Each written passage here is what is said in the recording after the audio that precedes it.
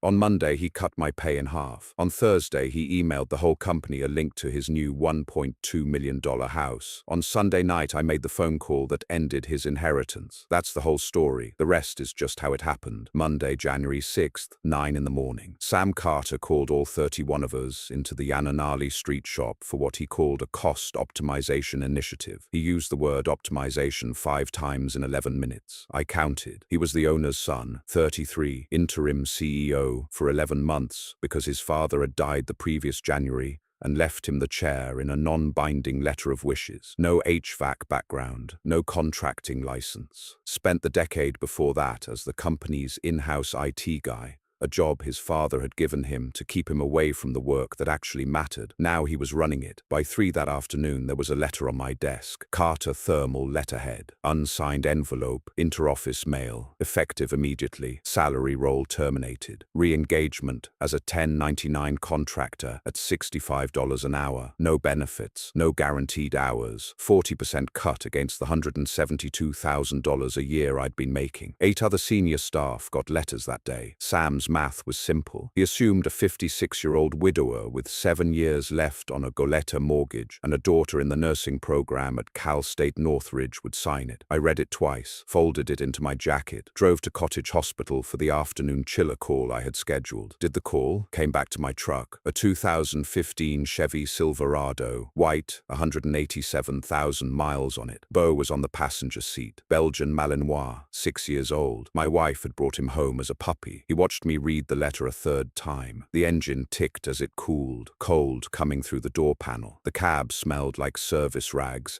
and the lavender Beau had been lying on. I wrote one line in the green cover shop notebook I keep on the center console. Number 35 in a series I've kept since 1992. Pencil only, no erasing. January 6th, letter, 65 an hour, 2/3 of a field tech's rate. They think I'll sign. I won't. My name is Everett Whitfield. I'm 56 years old. I was the senior principal field service engineer at Carter Thermal for 22 years. Before that, I did 8 years in the Navy, machinist's mate, nuclear qualified refrigeration, and HVAC submarine service on USS Oklahoma City. I came off active in 1995 with a discharge, a GI Bill, and a plan to fix air conditioning for the rest of my life. Cal Poly San Luis Obispo after that. 4 years of night classes. Mechanical engineering. Bachelor's in 1999 at 31. I met my wife the next year at Cottage Hospital. Marguerite worked in physical therapy. I was there for a chiller. She handed me a cup of water from the nurse's station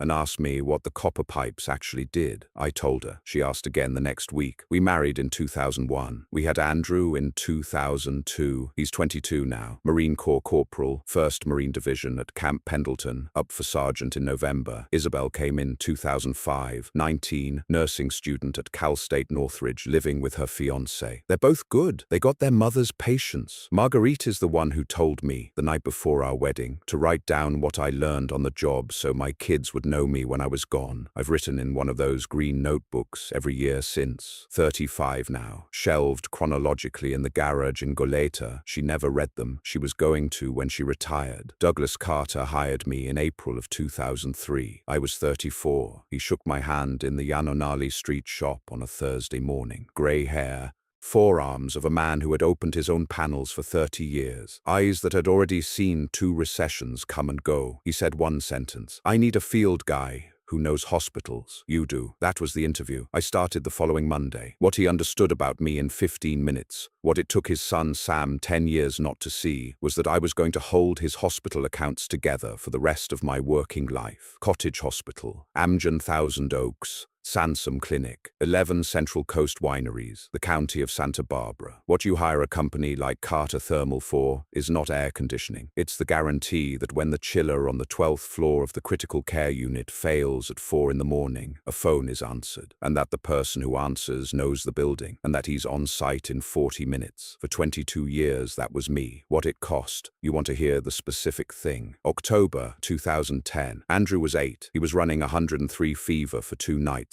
and the pediatrician said 104, bring him in. I was in the boiler room at cottage rebuilding chiller number 2. A compressor had seized. 17 surgeries were scheduled for the morning. I got home at 5 in the morning. Marguerite had slept in a chair next to his bed. She didn't say anything. She poured me coffee and went upstairs to shower. Andrew's fever broke that afternoon. There were other nights like that. I missed the wedding of a man I'd served with. I missed Isabel's 8th grade graduation. I missed over the years most of what a present father looks like. Marguerite was the one who showed up. She was the one who knew their teachers' names. She died on June 14, 2021.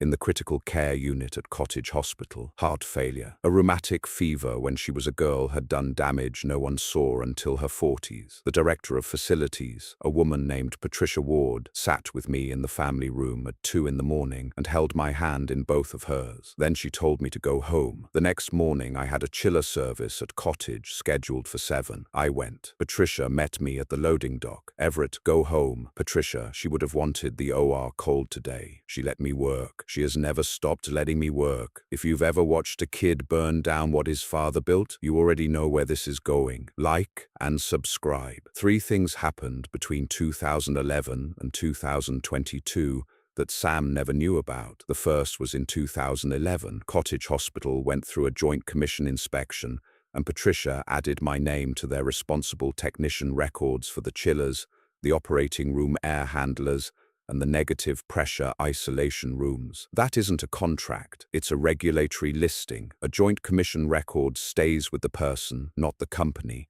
and a change to that record triggers a 90-day review. The second was in 2014. Amgen's Thousand Oaks site was finalizing the Food and Drug Administration validation package on their good manufacturing practice cold vaults. Kenneth Howard, their facilities engineering director, insisted my name appear as the named refrigeration engineer in the master validation protocol. Under federal law, a change to a named engineer requires Amgen to notify the FDA and to revalidate. They do not do that quickly. They especially do not do it for a contractor they don't trust. The third was in March of 2018. On a Saturday morning, I drove up to a small attorney's office in Lompoc. 2 men were waiting. Lou Walker, Navy refrigeration, same submarine, same tour, Ventura resident. Darren Brooks, Navy controls and instrumentation, same submarine, same tour, Oxnard resident. We filed articles of incorporation for a California company called Whitfield Thermal and Controls. We filed 3 contractor license applications with the state. HVAC under my name, refrigeration under Lou's, low voltage under Darren's. We opened an insurance policy. We paid a bond. Then we filed the paperwork in a manila folder that went into a Pendaflex in my garage, and we didn't touch it for 7 years. Douglas didn't know. Rhonda didn't know. Sam didn't know. My kids didn't know. Lou did. The summer after we filed, he took me to a taqueria in Ventura, and over beers he said, "Hermano, your name is on too many contracts for you not to have your own shop. Keep it parked. Don't touch it until you need it." I parked it. 4 years later,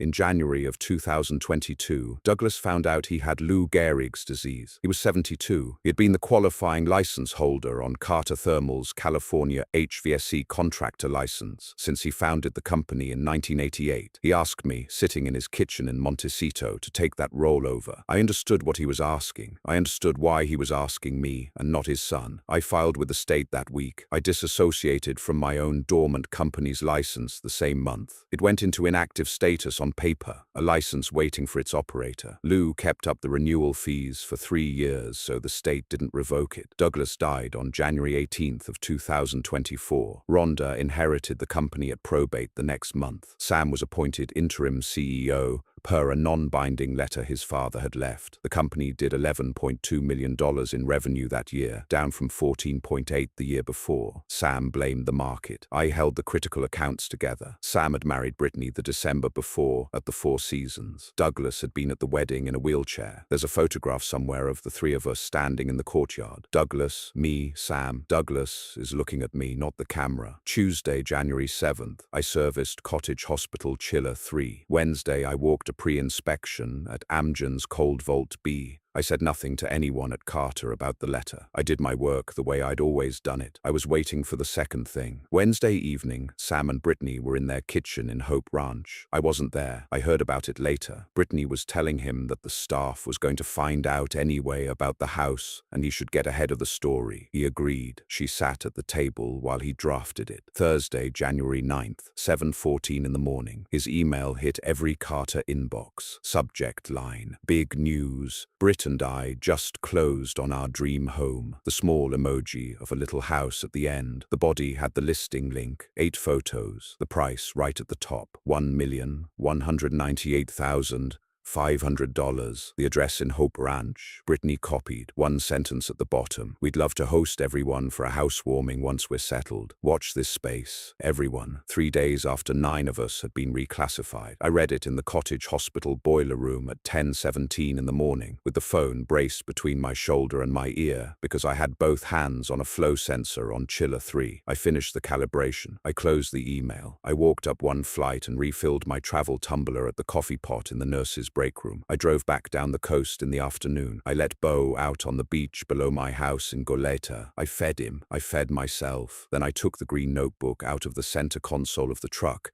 and wrote the second entry of the week, January 9th. Sam sent the house, $1.2 million. 3 days after cost optimization. He's told me everything I need to know. I closed the notebook. Bo put his head on my leg. The phone was already on the kitchen counter. I had 2 days to make the call. Friday night, January 10th. I sat at the kitchen table in Goleta and read the same statute I had read 20 times over the last 2 years. California Business and Professions Code, Section 70068, the provision that governs how a contractor licenses responsible managing employee disassociates from the license. 30-day notice to the state, 90-day cure period for the company. If the company cannot certify a replacement inside those 90 days, the license lapses. I knew the statute.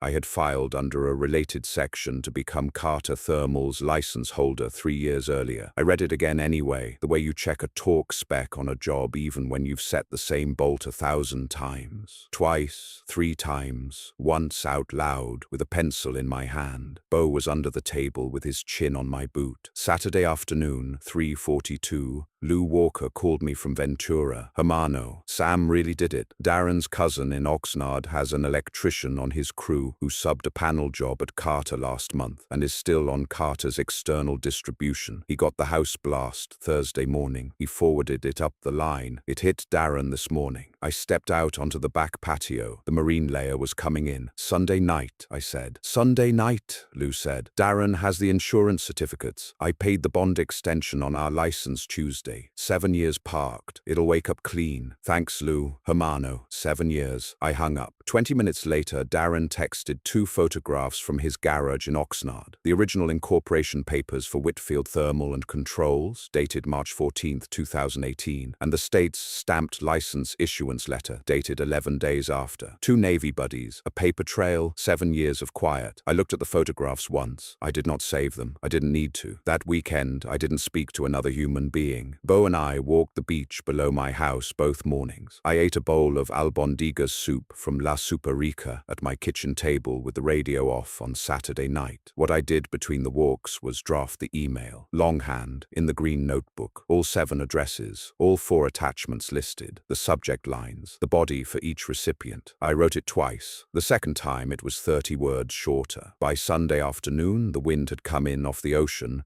and dried the tide pools. Bo and I walked back up to the house. I ate a tuna sandwich standing at the kitchen sink. I waited until 10. Sunday night at 10:14, I sat at the desk in the back room of my house. The Santa Ana had come up in the afternoon. The windows rattled once and then settled. Bo was on the rug at my feet. I opened the laptop. I copied the 7 addresses from the green notebook. I attached the 4 files. Then I sent 1 email, 7 recipients, 4 attachments. The first recipient was the California Contractors State License Board. The attachment was my formal notice under Section 70068 of disassociation as Carter Thermal Systems' responsible managing employee, effective 30 days from filing, February 11th. The second attachment was the January 6th letter Sam had put on my desk. It was there as evidence that the supervisory relationship between the licensee and the responsible managing employee had been materially severed. The second recipient was Dr. Patricia Ward at Cottage Hospital Facilities. The body was one paragraph. As of February 11th, I would no longer be available to service Cottage's chillers, operating room air handlers,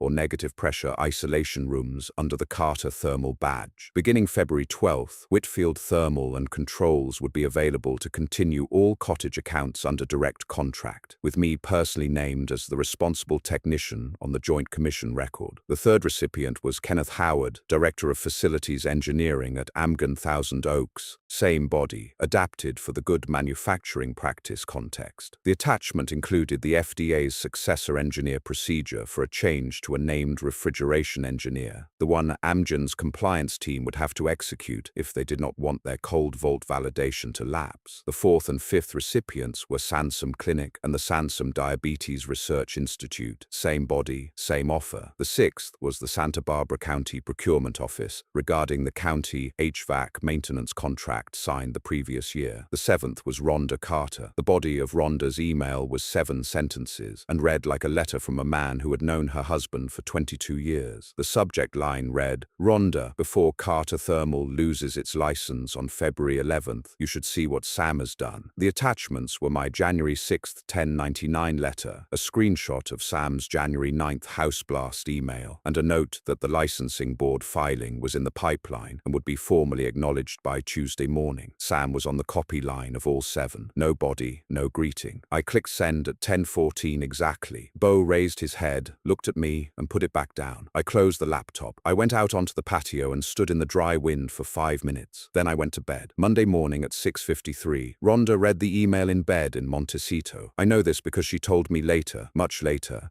that she had not slept past 6 in the 12 months since Douglas died. She read the subject line first, then the body of my 7 sentences. Then she opened my January 6th letter, and then the screenshot of Sam's January 9th email, one after the other. Then she put her phone face down on the nightstand. She went into the kitchen. She did not go back to sleep. At 7:40, she called William Morgan. He had been the Carter family attorney since 1992. He cleared his morning and drove over to her house. At 11:02, he called me from her kitchen. "Everett, William Morgan. You knew Douglas. Mrs. Carter would like to meet with you and your attorney as soon as possible. This will be resolved." I said, "I'll come tomorrow afternoon. I have a site at Cottage in the morning." He said, "Bring anyone you need." Tuesday morning, the state licensing board's formal acknowledgement of my filing dropped into Carter Thermal's registered agent inbox. Standard procedure. The board notifies both the disassociating responsible managing employee and the licensee. The office manager at Carter, a woman who had worked for Douglas since 2005 and who had been 3 cubicles away from me for 21 of my 22 years, forwarded it to Sam at 10:11 in the morning. At 10:47, she told me later, Sam walked out of his office holding his phone, white, and said one thing to her: "The license is in his name." She had been in the room in January of 2022 when Douglas had told her, in the presence of his own wife, that he wanted me to take over as the responsible managing employee of the Carter Thermal license. She had witnessed Douglas's signature. She had mailed the forms herself. She had filed the state's acknowledgement letter in the red binder on the top shelf of the records cabinet against the south wall of the office. Sam had walked past that cabinet 6 times a day for 3 years. She said, "Since January of 22. Yes, Sam, your father's signature is on the transfer. The state's acknowledgement is in the red binder 6 feet behind you." Sam sat down in the guest chair across from her desk for a full minute without saying anything. Then he went back to his office and called outside counsel. That was the click. By that afternoon, I was at Cottage Hospital in Patricia Ward's office. She signed a letter of intent to continue all Cottage accounts under direct contract with Whitfield Thermal and Controls beginning the 11th of February. She used the same pen she had used the year I serviced the chiller the morning after Marguerite died. She handed it back. "Everett," she said, "you tell me what you need from this hospital. You're going to get it." I said, "A clean transition. Done." She walked me out to the loading dock. Bo was in the truck with the window cracked. Over the next 10 days, Sansum Clinic and the Sansum Diabetes Research Institute signed at their second meeting. Kenneth Howard at Amgen called me from the Thousand Oaks site and told me his compliance team needed 3 weeks to execute the named engineer change through the FDA and that a direct contract would follow the paperwork. His exact words were, "Everett, I am not starting the FDA process twice. We will move with you." Before we hung up, he told me he had put the word out discreetly that Whitfield Thermal had capacity, in case any of my people from Carter were looking. The county procurement officer for Santa Barbara, a man named Wesley Bailey, briefed his director and started drafting a novation to move the maintenance contract from Carter Thermal to Whitfield Thermal. 6 of the 11 Central Coast wineries I had serviced for 20 years called me directly. On Monday morning, January 20th, at 8:47, Sam sent me an email. "Let's talk. I was wrong about the 1099. I'll restore salary, raise to 200,000, VP title, equity discussion. Call me." I read it once. I did not reply. 7 of the other 8 senior staff who had received Sam's January 6th letter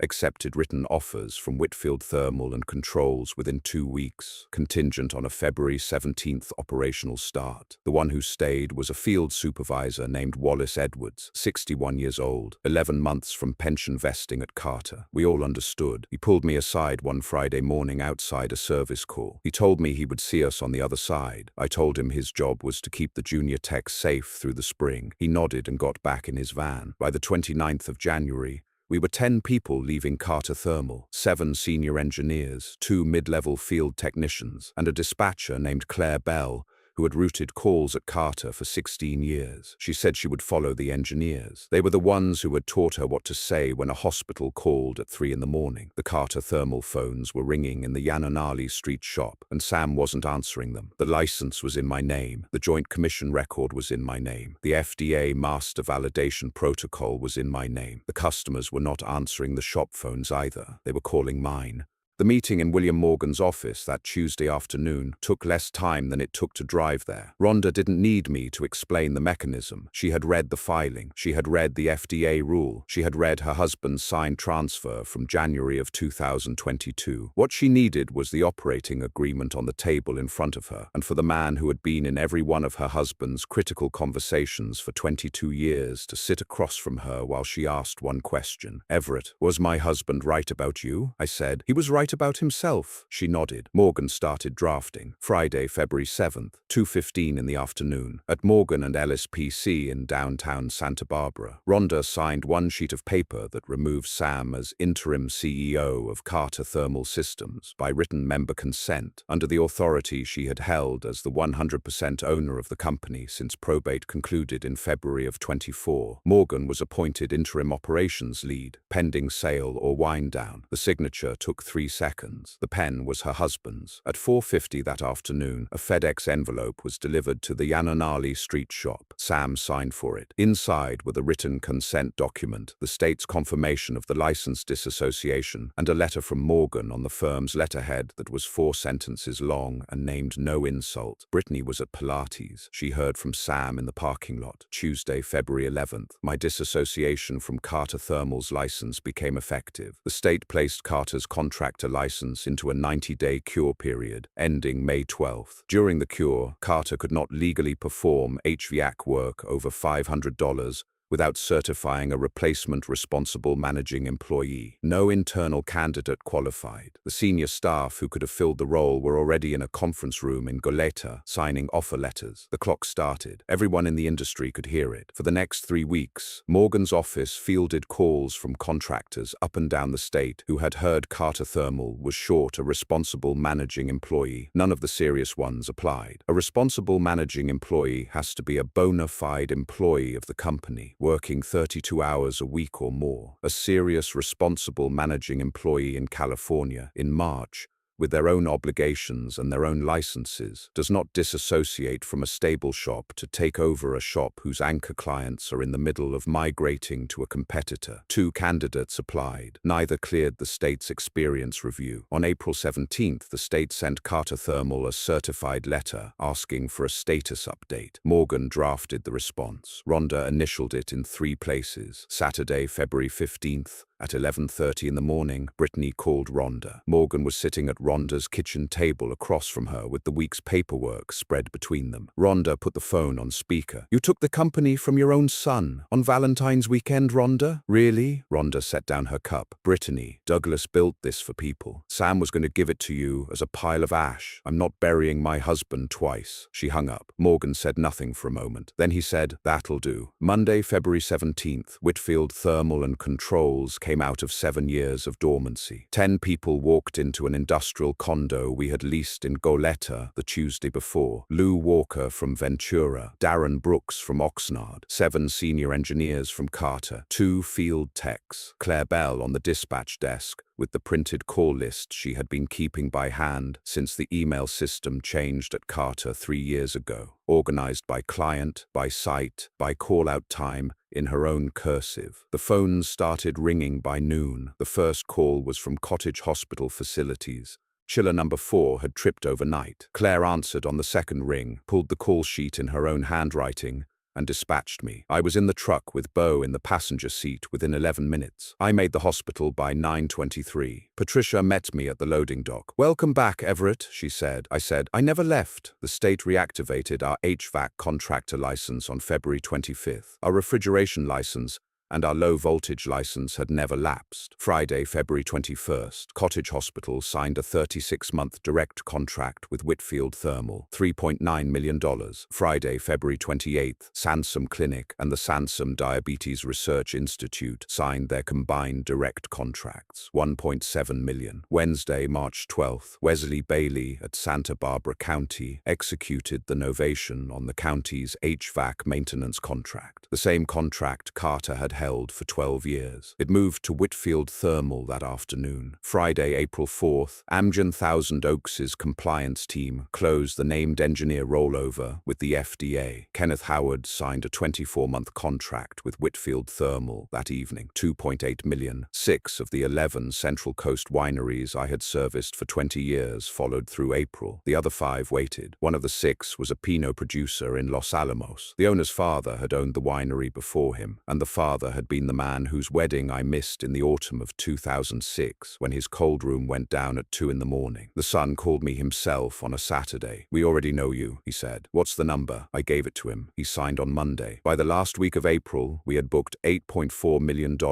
in direct contracts against the commercial work Carter had held 12 hours before I hit send on that Sunday email. Monday, May 12th, the state permanently revoked Carter Thermal Systems' HVC contractor license at the close of the 90-day cure period. No qualified replacement had been submitted. The license number that Douglas had carried since 1988, the one I had held in trust for 3 years, was marked as revoked, no successor. Rhonda gave Morgan the word to begin wind down that evening. In September, Carter Thermal's remaining assets, the Yanonali Street property, the shop equipment, the fleet of 6 service trucks, sold to a commercial mechanical contractor out of San Jose for $2.1 million. The combined appraised value had been $5.6 million. Sam's inherited equity was effectively wiped. Rhonda donated her personal proceeds to the Santa Barbara Foundation. I didn't go to the closing. Morgan sent me a 1-line email the following Tuesday. "Everett, it's done." The October between the asset sale and Andrew's promotion was quiet. I serviced Cottage Hospital. I serviced Amgen Thousand Oaks. I serviced Sansom Clinic. I answered Claire's calls. Isabel came home for a weekend and slept on the couch and made me buy her a bag of the dried mangoes she used to share with her mother. Andrew called on a Sunday and asked me what time he should be at Pendleton's main gate for his own promotion. I told him 7:30. He laughed. Sunday, November 23rd, 2025. Camp Pendleton. Andrew was promoted to sergeant on the parade ground at 1st Marine Division at 11 in the morning under a clear sky. 68 degrees, dry. I wore a black suit. Isabel came straight from a clinical rotation at Cal State Northridge. She was in pale blue scrubs, her hair pinned up, her nursing program lanyard still around her neck. Beau was in the Silverado in the parking lot with the windows cracked. Andrew's company commander called his name. He walked to the front. His executive officer pinned the sergeant chevron onto his collar. Andrew turned. He looked for me first. He found me. He held for half a second. Then he saluted the officer and held the salute until it was returned. I did not cry. I have cried twice in my life. Once in June of 2021, in a family room at Cottage Hospital. Once in a Yanonali street shop in April of 2003, when a man I had just met asked me to do the most important work of my life. I did not cry, but I watched. Isabel squeezed my elbow. "He looked for you first," she said. I said, "I know." The ceremony ran 40 minutes. 8 Marines were promoted that morning. Andrew was the 7th. After the salutes, the Marines stood down and found their people. Andrew walked to us through the crowd, carrying his cover under his arm. He stopped in front of me. "Dad?" he said. I said, "Sergeant." He grinned, the same grin he had used at 4 years old, after he figured out the light switch in his bedroom. He shook my hand. Then he hugged me. Then he hugged Isabel. "We bought you a cake," Isabel said. "It's in the cooler in the truck." "Is it chocolate?" Andrew said. "It's your mother's recipe," Isabel said. "What do you think?" Andrew laughed. The wind off the Pacific was clean. Someone had put on a playlist across the parade ground. Bo was watching us through the cracked window of the Silverado in the parking lot. Ears up, tail thumping the blanket on the passenger seat. We walked over. Andrew opened the truck door and Bo came out of it like he had been holding his breath for an hour. Andrew took the dog across his chest without flinching. Sunday, December 21st, late afternoon. The coast was cool and dry. Rhonda drove down from Montecito and parked her silver sedan at the top of my driveway in Goleta. She walked up carrying a cream envelope in both hands. I was in the open garage, putting the green notebook for 2025 into its place on the shelf. She handed me the envelope without saying anything. I read it standing there. Her handwriting was steady. "Everett, Douglas told me in the fall of 2021, sitting on the back porch, that you were the real reason Carter had survived the crash of 2008 and the pandemic of 2020. I should have listened sooner. I'm sorry my son tried to end you before ending himself. The hospitals are warm because you are. Thank you, Rhonda." I folded the letter in half. I pinned it into the green notebook for 2025 on the shelf, next to 2 photographs that have been in that notebook since I started the series. Marguerite in a Cottage Hospital corridor in 2000, laughing at something I had said. Douglas shaking my hand in the Yanonali street shop in April of 2003.